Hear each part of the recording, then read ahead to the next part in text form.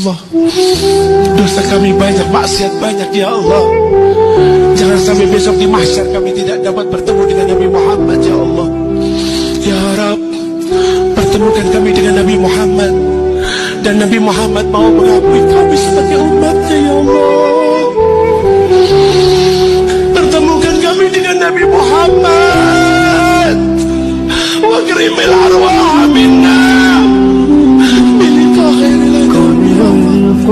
Dan Nabi Muhammad senang kepada kita ya Allah. Nabi Muhammad bangga ya Allah. Ya Rabb, bagaimana nasibku kalau tidak diakui sebagai umat Nabi Muhammad?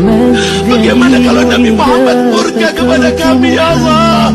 Ya Rabb, dosa menumpuk, maksiat banyak ya Allah. Apakah kau akan lemparkan kami ke neraka ya Allah?